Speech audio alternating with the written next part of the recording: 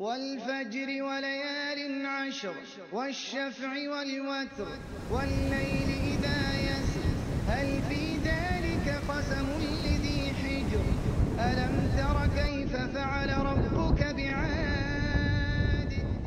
For more than 6 decades, Mohammed Abu Sadek has been witness to the trials and troubled history of Gaza. Born in 1949, 1 year after Israeli independence, he remembers it all, from Egyptian rule in the 1950s to today's blockade. أيام المصريين كانوا شحادين وكان فقر. بعهد اليهود كانت كويسة معنا مع اليهود، من ساعة ما أخذوا العريش اليهود المصريين خرب البحر، واليهود ضايقوا علينا شيء كثير كثير كثير اليهود. Friends and family call him Hajj. In Islam, it's a sign of respect. He has always been a fisherman. Yesterday, Mohammed was too weak to go out with the boat, so he has to be there early the next day to help unload the catch. In exchange for his work, the old man often gets nothing more than leftover fish. The boat crew's earnings are too small to share. هم شايفين إنه أنا عمل ما بدخلش مصاري، البحر بموت من الجوع. لو البحر في مدى الواحد وين ما بده يروح كله لازم ينزله في البحر، بس البحر ما هوش فايدة، والتعب والسقع اللي أكلته أنا بديش أطعميه لأولادي. Time to head to the fish market. After 24 hours at sea, this is where fishermen come to empty out their crates. Mohammed tells us that the Israeli-imposed blockade has hit the fishing industry very hard. He says that Israel has restricted Gaza's fishing waters so much that it has almost destroyed the profession and added to the enclave's unemployment. Big fish are now so rare that they end up being exhibited like trophies.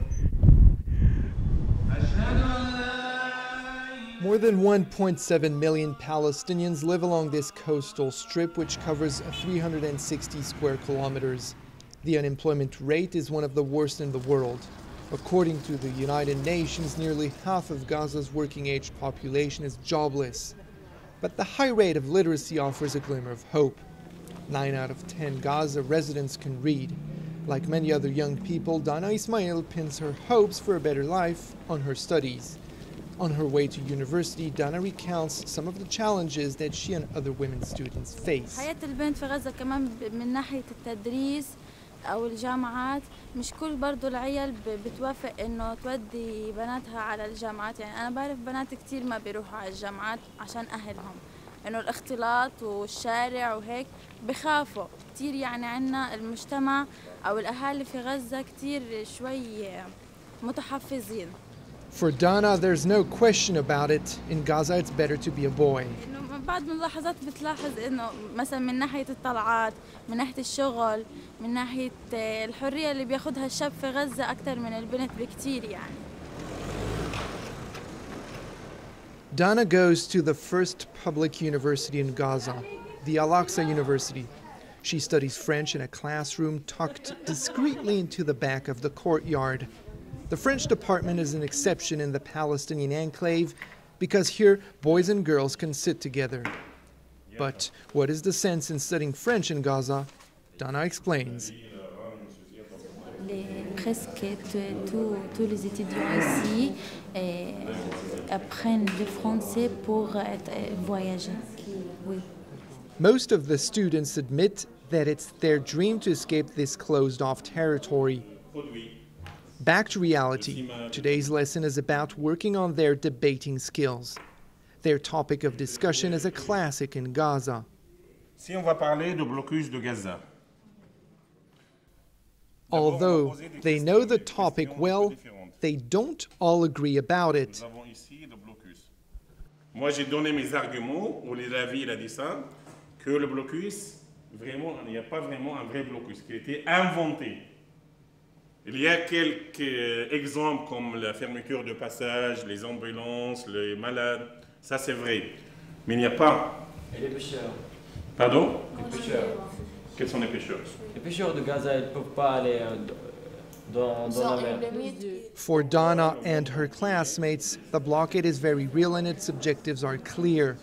But as the discussion develops, people begin to express their real opinions and start to identify the ruling Islamists as part of the problem. Il y a plusieurs responsables qui sont accusés de blocus à Gaza. Le premier, c'est le gouvernement israélien, parce qu'ils veulent, je pense, imposer la dureté aux gens à Gaza.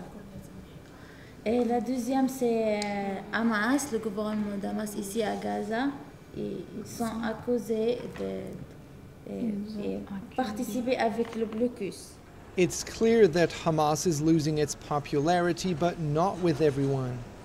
2 years ago, Hamoudeh Salah was one of 1,000 Palestinian prisoners freed in exchange for Israeli soldier Gilad Shalit as part of an agreement between Hamas and Israel. Originally from Nablus in the West Bank, he is starting a new life in Gaza, where he was sent after spending 12 years in Israeli prisons. Since his release, he has married and now has a young daughter.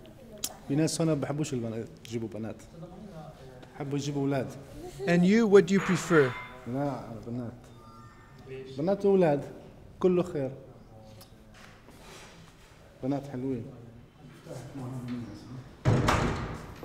Hamoudeh's happiness does not stop there. He has installed an entire array of machines and workers on the ground floor of his building. They are full-time pastry makers, and they supply the 3 restaurants also owned by this former prison inmate. مع الإرادة فيش شيء صعب. الإنسان عنده إرادة بيعمل المستحيل. الحمد لله خلال أشهر قليلة استطعنا يعني نقفز قفزة للنجاح ما كنا نتصوره ولا نتخيله. Hamoudeh tells how he put to good use the cash payment of several $1,000s given by Hamas on his release from prison.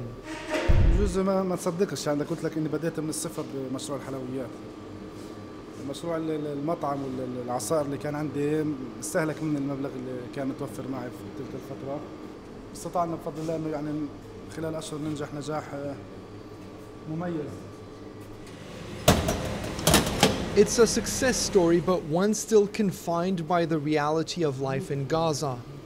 The Israeli blockade makes it very difficult to bring in equipment and raw materials, and now another problem has further complicated the situation. نخزن كميات كبيرة من الطحين من السمنة من الجبنة حتى من صحون البلاستيك اللي أي شيء بيدخل عن طريق مصر أيضا سواء عبر الأنفاق أو غير الأنفاق اضطرينا نخزن كمية كبيرة منه لأنه ما بدنا ننقطع بأي فترة من الفترات وكلنا نعرف إنه مصر رايحة للمجهول فاضطرينا نأمن المشروع أكثر. For the last few months, the new regime in Egypt has also begun to make life hard in Gaza. It has sealed off most of the tunnels Gaza's sole means for getting around the blockade. Today, these underground crossing points are virtually all out of commission. After dropping off his wife at the university, Hamoudeh leaves for a weekly appointment, which he has promised himself never to miss. As on every Monday, he joins a protest. A sit-in that brings together dozens, sometimes hundreds of people who are demanding the immediate release of their loved ones. Just some of the 5,000 Palestinians still held in Israeli prisons. أنا خلف القضبان تركت أعز أصحاب إلي يعني أصحاب عشت معهم سنوات طويلة من المعاناة والألم من باب الوفاء لهؤلاء أصحاب إني أبقى يعني أتذكرهم حتى على مستوى بنتي أعلمها ثقافة تعلقها بقضية الأسير لأنها قضية إنسانية وقضية أخلاقية بالدرجة الأولى. Next, Hamoudeh takes us to see his latest restaurant, which he has just opened. It sells a specialty, knafe, which comes from the West Bank town where he was born. He also wants us to see the dining area, which is his pride and joy. Everything is given close attention, like screens between some of the tables.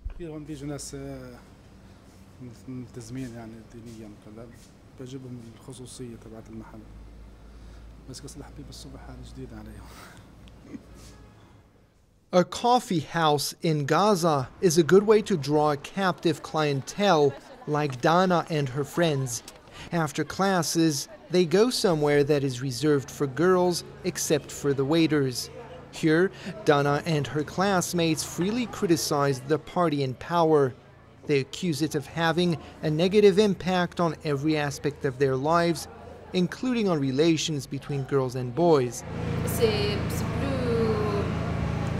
compliqué maintenant avec le gouvernement de Hamas parce que tu vas remarquer qu'il y a des yeux ici, des yeux là-bas, donc qu'il faut regarder tout le temps. بين حياتنا قبل حماس قبل هي 7 سنين وبعد بعد ما اجت حماس كيف صارت، يعني اختلفت كليا من ناحيه من كل شيء، من الغاز اللي بيدخل على البلد، من البترول اللي بيدخل للسيارات، من المنتجات اليوميه اللي احنا بنستخدمها، والكهرباء برضه اللي صارت تقطع علينا. فبدون حماس انا حاسه انه حنكون احسن، يعني لانه هي بصراحه حاسه انه بتجيب لنا مشاكل، انه تقريبا نص الشعب ضد حماس، نص الشعب ضد حماس، يعني مش معاهم نحن.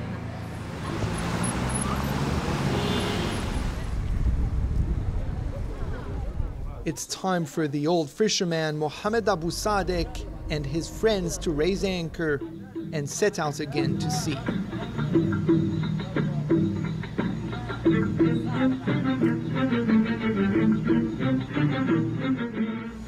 أنا في رقبة بديت في بنت وولدين وأنا والمرأة 5 أنفار، مين بده يطعميهم؟ كل ولد أنا عندي متجوز في عنده 7 8 أنفار و10 أنفار، الله يكلهم معين هذاك.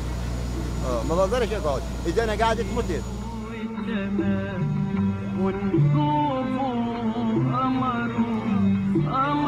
The old tub which serves as their fishing boat was made entirely in Gaza using local materials. Mohammed tells us that he is most at peace when at sea, even if here also there is no escaping the blockade. The buoy marks the maritime blockade. Behind it is Israel. Gaza's fishermen can only sail a few miles out from their coast. This has considerably reduced the potential catch in these heavily overfished waters. When the nets are finally drawn in, the catch is meager. The captain decides to take a calculated risk by sailing beyond the boundaries set by Israel.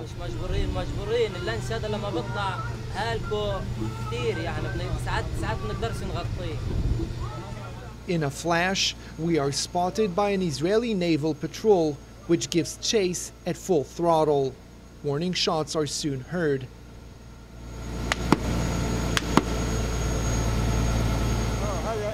بيننا وبينهم هي حكاية الطقس.